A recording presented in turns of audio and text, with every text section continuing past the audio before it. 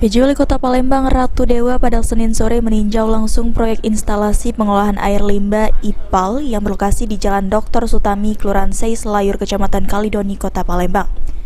Dalam tinjauan tersebut, PJ Wali Kota Palembang Ratu Dewa mengatakan jika peninjauan ini merupakan persiapan yang dilakukan guna menyambut kunjungan kerja atau kunker Presiden Jokowi ke Kota Palembang.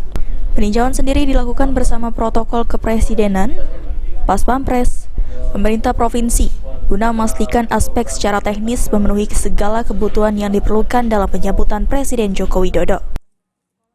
Hasil tinjauannya gimana, Pak? Peninjauan direncanakan Bapak Presiden Jokowi akan meresmikan proyek IPAL yang ada di sini. Maka persiapan kita matangkan betul, apalagi di sini seluruh yang terkait hadir, baik dari protokol kepresidenan, dari Pas Pampres, pemerintah provinsi, dan kita.